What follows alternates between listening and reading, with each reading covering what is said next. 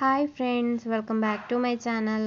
ಇವತ್ತಿನ ವಿಡಿಯೋದಲ್ಲಿ ತುಂಬ ಈಸಿಯಾಗಿ ಪೈಪಿಂಗ್ ಎಲ್ಲ ಇಟ್ಟು ಸ್ಟಿಚ್ ಮಾಡುವಂಥ ಒಂದು ಎ ಲೈನ್ ಫ್ರಾಕಿನ ಕಟ್ಟಿಂಗ್ ಮತ್ತು ಸ್ಟಿಚಿಂಗ್ ತೋರಿಸ್ಕೊಡ್ತಾ ಇದ್ದೀನಿ. ಇದು ನಾನು 4 ವರ್ಷ ಇರುವ ಮಗುವಿನ ಅಳತೆಯಲ್ಲಿ ಸ್ಟಿಚ್ ಮಾಡ್ತಾ ಇದ್ದೀನಿ. ನಾನಿಲ್ಲಿ 1 ಮೀಟರ್ ಆಗುವಷ್ಟು ಕಾಟನ್ ಬಟ್ಟೆ ತೆಕ್ಕೊಂಡಿದ್ದೀನಿ. ನಿಮ್ಮ ಕೈಯಲ್ಲಿ ಯಾವ ಥರದ ಬಟ್ಟೆ ಇದೆಯೋ ಅದರನ್ನು ತೆಕ್ಕೊಳ್ಬೋದು. ಫಸ್ಟಿಗೆ ನಾನೀಗ ತೆಕ್ಕೊಂಡಿರುವ ಬಟ್ಟೆಯನ್ನು ತೋರಿಸ್ಕೊಡ್ತೀನಿ. ಈ ರೀತಿಯಲ್ಲಿ ಇರುವ ಒಂದು ಬಟ್ಟೆ ಇದು. ಈ ಥರ ಲೈನ್ಸ್ ಮತ್ತು ಡಿಸೈನ್ ಬಂದಿದೆ. ಫಸ್ಟಿಗೆ ಈ ಬಟ್ಟೆಯನ್ನು ನಾನೀಗ ಎರಡಾಗಿ ಮಡಚಿ ಇಡ್ತಾ ಇದ್ದೀನಿ. ಎರಡಾಗಿ ಮಡಚಿ ಇಟ್ಟ ನಂತರ ಒಂದ್ಸಲ ಕೂಡ ನಮಗೆ ಮಡಚಿ ಇಡಬೇಕು. ಫೋಲ್ಡೆಡ್ ಸೈಡು ನಮ್ಮ ಸೈಡ್ಗೆ ಬರಬೇಕು. ಆ ರೀತಿಯಲ್ಲಿ ಕರೆಕ್ಟಾಗಿ ನೋಡಿಕೊಂಡು ಮಡಚಿ ಇಡಬೇಕು. ಈ ರೀತಿ ನಾನೀಗ ಮಡಚಿ ಇಟ್ಟಿದ್ದೀನಿ. ಈ ಥರ ಇಟ್ಟ ನಂತರ ನಮಗೆ ಬಿಡ್ತೆಲ್ಲ ಕರೆಕ್ಟಾಗಿ ಸಿಗುತ್ತಾ ಅಂತ ನೋಡ್ಕೊಳ್ಬೇಕು. ಇನ್ನು ನಾನು ಮೇಲೆ ಸೈಡ್ ಲೆವೆಲ್ ಮಾಡಿ ಕೊಟ್ಟಿದ್ದೀನಿ. ನನಗಿಲ್ಲಿ 8 ಇಂಚು ಬಿಡ್ತು ಬರ್ತಾ ಇದೆ. ನಿಮಗೆ ಸ್ವಲ್ಪ ಕೂಡ ಬಿಡ್ತು ಜಾಸ್ತಿ ಬೇಕಿದ್ದರೆ ಜಾಸ್ತಿ ಬಿಡ್ತಿರೋ ಬಟ್ಟೆ ತೆಕ್ಕೊಳ್ಳಿ. ನನಗೆ ಈಗ ಇದು ಸ್ಟಿಚ್ ಮಾಡಿ ಹಾಕೋಕೆ ಕರೆಕ್ಟಾಗಿ ಬರುತ್ತೆ. ಇನ್ನು ನಮಗೆ ಇದರ ಲೆಂತ್ ಎಷ್ಟು ಬೇಕೋ ಅದನ್ನು ಮಾರ್ಕ್ ಮಾಡ್ಕೊಳ್ಬೇಕು. ನಾನೀಗ ಲೆಂಗ್ತು ಹೊಲಿಗೆ ಅಂಶ ಎಲ್ಲ ಆ್ಯಡ್ ಮಾಡಿ 24 ಇಂಚು ತೆಗಿತಾ ಇದ್ದೀನಿ. ನಿಮಗೆ ಎಷ್ಟು ಲೆಂತ್ ಬೇಕಾಗುತ್ತೋ ಅಷ್ಟು ಮಾರ್ಕ್ ಮಾಡ್ಕೊಳ್ಳಿ. ಈ ಥರ ಸ್ಟ್ರೈಟಾಗಿ ನಾನೀಗ ಮಾರ್ಕ್ ಮಾಡಿದ್ದೀನಿ.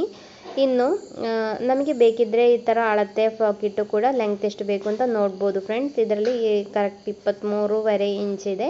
ಪ್ಲಸ್ ನಮಗೆ ಹೊಲಿಗೆ ಅಂಶ ಕೂಡ ಆ್ಯಡ್ ಮಾಡಿ ಮಾರ್ಕ್ ಮಾಡ್ಬೋದು. 21 ಇಂಚೆಲ್ಲ ಹೊಲಿಗೆ ಅಂಶ ತೆಗಿಬೋದು. ಆಗ ನಾನೀಗ 1 ಇಂಚು ಕೂಡ ಆ್ಯಡ್ ಮಾಡ್ತಾ ಇದ್ದೀನಿ.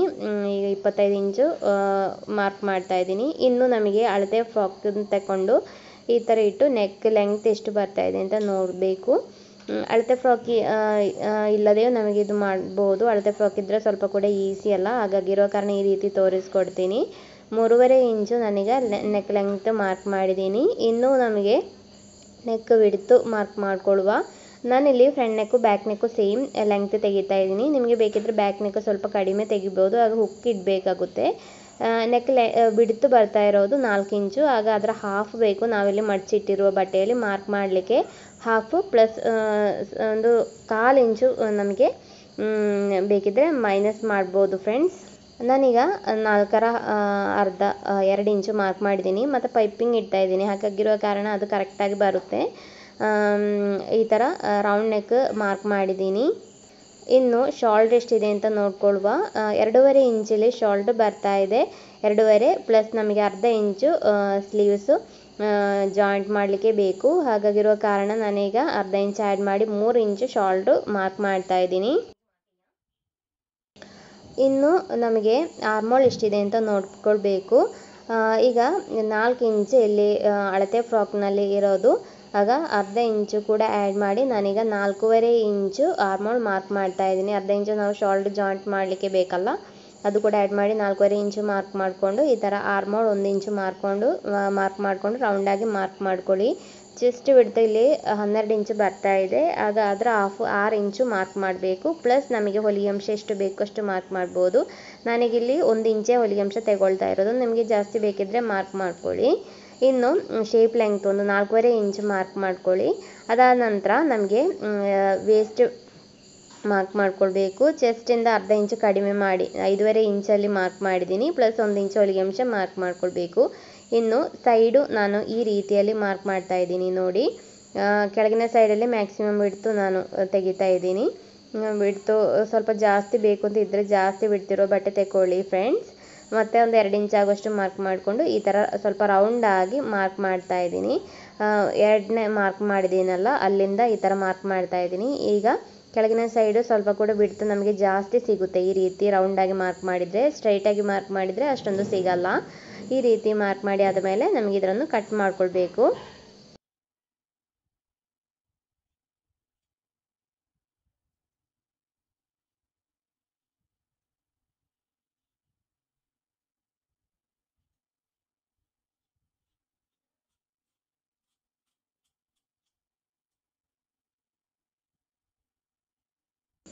ಇಲ್ಲಿ ನೋಡಿ ಈ ಥರ ನಾನು ಕರೆಕ್ಟಾಗಿ ಕಟ್ ಮಾಡಿ ತಗೊಂಡಿದ್ದೀನಿ. ಇಲ್ಲಿ ಕೆಳಗಿನ ಸೈಡಲ್ಲಿ ಸ್ವಲ್ಪ ಬಟ್ಟೆ ಉಳಿದಿದೆ. ಇದರಿಂದ ನಮಗೆ ಸ್ಲೀವ್ಸಿಗೆ ಬೇಕಾಗಿರೋದು ಕಟ್ ಮಾಡ್ಕೊಳ್ವಾ. ಇದೀಗ ಆಲ್ರೆಡಿ 2 ಮಡಚಿ ಇಟ್ಟಿದೆ.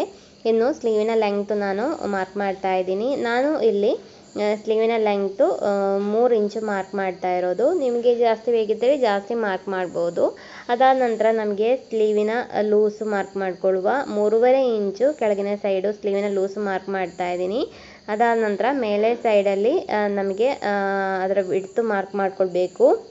ಕರೆಕ್ಟಾಗಿ ಮೇಲೆ ಸೈಡ್ ಕಟ್ ಮಾಡಲಿಕ್ಕೆ ಇಲ್ಲಿಗ ನಾವೀಗ ಕಟ್ ಮಾಡಿರೋ ಆರ್ಮೋಲ್ನ ಅರ್ಧ ಇಂಚು ಹೊಲಿಗೆ ಅಂಶ ಮೇಲೆ ಸೈಡಲ್ಲಿರೋದು ಬಿಟ್ಟ ನಂತರ ನಮಗೆ ಇಲ್ಲಿ 4.5 ಇಂಚು ಬರ್ತಾ ಇದೆ.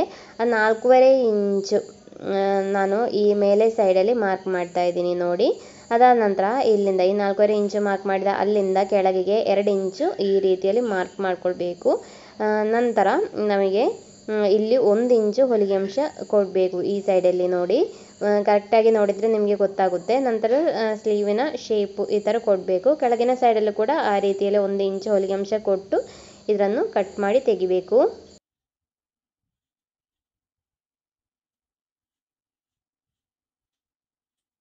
ಈಗ ನಮ್ಮ ಸ್ಲೀವ್ ಕೂಡ ರೆಡಿಯಾಗಿದೆ.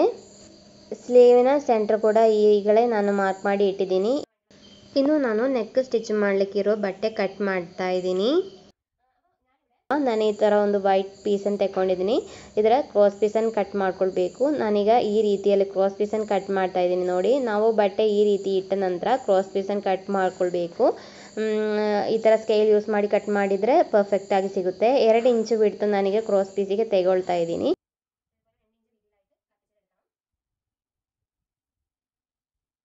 ಈ ರೀತಿ ಮಾರ್ಕ್ ಮಾಡಿದ ನಂತರ ನಮಗೆ ಇದನ್ನು ಕಟ್ ಮಾಡಿಕೊಳ್ಳುವ.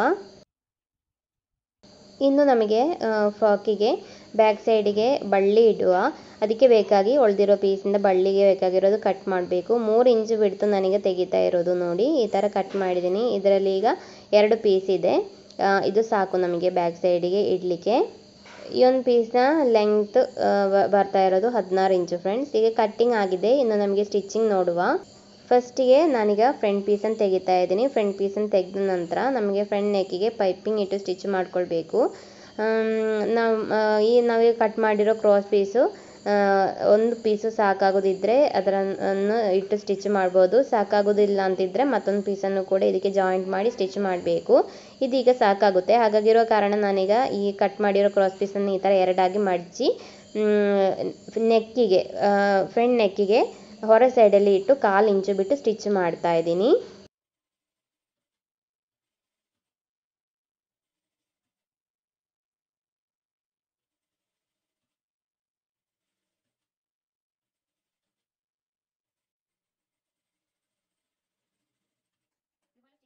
ಈ ಥರ ಸ್ಟಿಚ್ ಮಾಡಿ ಆದ ಮೇಲೆ ಎಕ್ಸ್ಟ್ರಾ ಬಟ್ಟೆ ಕಟ್ ಮಾಡಿಕೊಳ್ಳುವ. ನಂತರ ನಮಗೆ ಈ ಪೀಸನ್ನು ಒಳ ಸೈಡಿಗೆ ಮಡಚಿ ಸ್ಟಿಚ್ ಮಾಡಿಕೊಳ್ಬೇಕು. ನಮಗೆ ಪೈಪಿಂಗ್ ಎಷ್ಟು ಅಗಲದಲ್ಲಿ ಬೇಕು ಅಂತ ನೋಡಿಕೊಂಡು ಈ ರೀತಿಯಲ್ಲಿ ಹಿಡ್ಕೊಂಡು ಮಡಚಿ ಸ್ಟಿಚ್ ಮಾಡ್ಕೊಳ್ಬೇಕು. ಕರೆಕ್ಟಾಗಿ ನೋಡಿದರೆ ನಿಮಗೆ ಗೊತ್ತಾಗುತ್ತೆ ಮತ್ತು ನಮಗೆ ಪರ್ಫೆಕ್ಟಾಗಿ ಸ್ಟಿಚ್ ಮಾಡಲಿಕ್ಕೂ ಕೂಡ ಆಗುತ್ತೆ. ಈ ರೀತಿ ನೋಡಿ ಎಷ್ಟು ದಪ್ಪದಲ್ಲಿ ಬೇಕು ಅಂತ ನೋಡಿಕೊಂಡು ಮಡಚಿ ಸ್ಟಿಚ್ ಮಾಡಬೇಕು. ಇಲ್ಲಿ ನೀವು ನೋಡಬೇಕಾಗಿರೋದು ಫಸ್ಟಿಗೆ ತುಂಬ ಮಡಚಿ ಸ್ಟಿಚ್ ಮಾಡಬಾರ್ದು. ಸ್ವಲ್ಪ ಸ್ವಲ್ಪವೇ ಆಗಿ ಪರ್ಫೆಕ್ಟಾಗಿ ರೌಂಡ್ ಶೇಪ್ ಪರ್ಫೆಕ್ಟಾಗಿ ಸಿಗೋ ರೀತಿಯಲ್ಲಿ ಸ್ವಲ್ಪ ಸ್ವಲ್ಪವೇ ಮಡಚಿ ಸ್ಟಿಚ್ ಮಾಡ್ಕೊಳ್ಳಿ. ನಾನು ಆಲ್ರೆಡಿ ನೆಕ್ಕಿಗೆ ಪೈಪಿಂಗ್ ಇಡುವ ವಿಡಿಯೋ ಡೀಟೇಲ್ ಆಗಿ ಅಪ್ಲೋಡ್ ಮಾಡಿದ್ದೀನಿ ಫ್ರೆಂಡ್ಸ್. ಹಳೆ ವಿಡಿಯೋದಲ್ಲಿ ಇದೆ. ನಿಮಗೆ ಬೇಕಿದ್ದರೆ ವಿಡಿಯೋಸ್ ನೋಡಿ.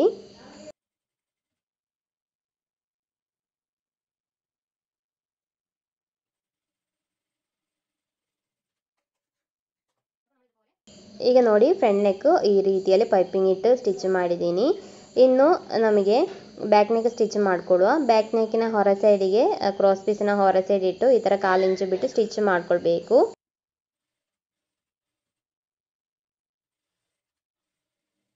ಈ ಥರ ಸ್ಟಿಚ್ ಮಾಡಿ ಆದ ಮೇಲೆ ನಮಗೆ ಈ ಬ್ಯಾಕ್ ಪೀಸಿನ ಕ್ರಾಸ್ ಪೀಸು 2 ಇಂಚಿದೆ ಅಲ್ಲ, ಅದು ಜಾಸ್ತಿ ಆಗುತ್ತೆ. ಹಾಗಾಗಿರೋ ಕಾರಣ ಒಂದು ಅರ್ಧ ಇಂಚಾಗುವಷ್ಟು ನನಗೆ ಕಟ್ ಮಾಡಿ ತೆಗಿತಾ ಇದ್ದೀನಿ. ಇನ್ನು ಈ ಬ್ಯಾಕ್ ಸೈಡ್ನ ಹೊರ ಸೈಡಿಗೆ ಫ್ರಂಟ್ ಸೈಡ್ನ ಹೊರ ಸೈಡ್ ಈ ಥರ ಇಟ್ಟು ಬ್ಯಾಕ್ ಸೈಡ್ನ ಕ್ರಾಸ್ ಪೀಸ್ ಅರ್ಧ ಈ ಥರ ಮಡಚಿ ಅರ್ಧ ಇಂಚು ಬಿಟ್ಟು ಶಾಲ್ಟ್ ಜಾಯಿಂಟ್ ಮಾಡಬೇಕು. ಇದರಲ್ಲಿ ಲಾಕ್ ಮಾಡಲಿಕ್ಕೆ ಮರಿಬಾರ್ದು. 2 ಸ್ಟಿಚ್ ಮಾಡ್ಕೊಳ್ಳಿ. ಎಕ್ಸ್ಟ್ರಾ ಕ್ರಾಸ್ ಪೀಸು ಬರೋದಿದ್ರೆ ಈ ರೀತಿ ಕಟ್ ಮಾಡ್ಕೊಳ್ಳಿ. 2 ಸೈಡ್ ಕೂಡ ಈ ಸೇಮ್ ರೀತಿಯಲ್ಲಿ ಸ್ಟಿಚ್ ಮಾಡ್ಕೊಳ್ಳಿ ಫ್ರೆಂಡ್ಸ್.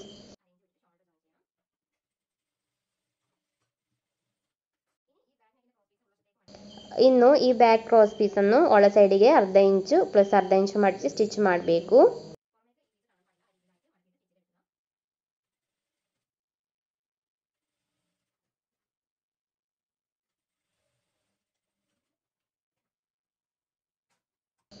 ಈಗ ನೆಕ್ ಸ್ಟಿಚಿಂಗ್ ಆಗಿದೆ. ಇನ್ನು ನಮಗೆ ಸ್ಲೀವ್ಸ್ ಅಟ್ಯಾಚ್ ಮಾಡಬೇಕು, ಸ್ಲೀವ್ಸ್ ಸ್ಟಿಚ್ ಮಾಡಬೇಕು. ಅದಕ್ಕಿಂತ ಮುಂಚೆ ಫಸ್ಟಿಗೆ ನಾನು ಸ್ಲೀವಿನ ಕೆಳಗಿನ ಸೈಡು ಒಂದು ಅರ್ಧ ಇಂಚು ಈ ರೀತಿ ಮಡಚಿ ಸ್ಟಿಚ್ ಮಾಡ್ತಾ ಇದ್ದೀನಿ ನೋಡಿ.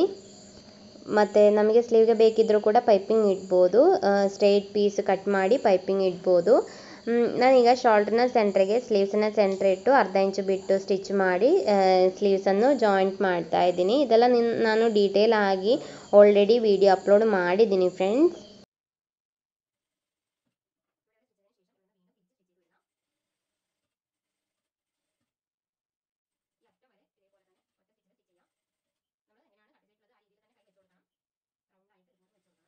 ಈ ಸೇಮ್ ರೀತಿಯಲ್ಲೇ ಮತ್ತೊಂದು ಸ್ಲೀವನ್ನು ಕೂಡ ಸ್ಟಿಚ್ ಮಾಡ್ಕೊಳ್ಳಿ.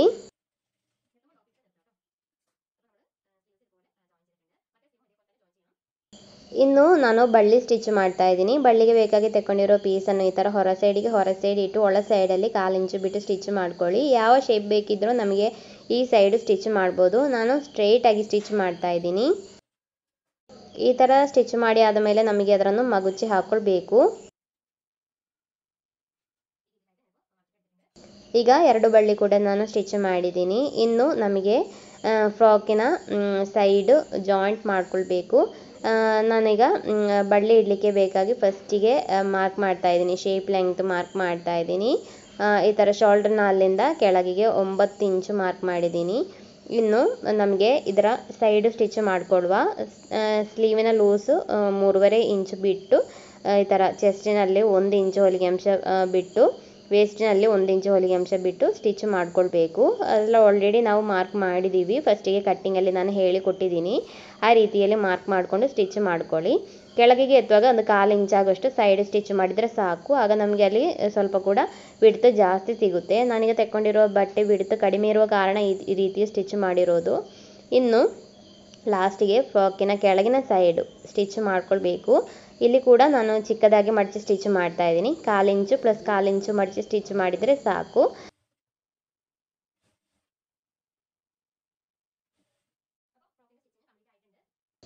ಸಿಂಪಲ್ ಆಗಿರುವ ಫ್ರಾಕ್ ರೆಡಿಯಾಗಿದೆ. ಖಂಡಿತ ಟ್ರೈ ಮಾಡ್ತೀರಲ್ಲ. ವಿಡಿಯೋ ಇಷ್ಟ ಆದರೆ ಲೈಕ್ ಮತ್ತು ಶೇರ್ ಮಾಡಲಿಕ್ಕೆ ಮರಿಬೇಡಿ. ಯಾರಾದರೂ ಹೊಸದಾಗಿ ಚಾನಲ್ ನೋಡ್ತಾ ಇದ್ದರೆ ಸಬ್ಸ್ಕ್ರೈಬ್ ಮಾಡಿ, ಸಪೋರ್ಟ್ ಕೂಡ ಮಾಡಿ. ಏನಾದರೂ ಡೌಟ್ ಇದ್ದರೆ ವಿಡಿಯೋ ಕೆಳಗಡೆ ಕಮೆಂಟ್ ಮಾಡಿ friends. Thank you for watching.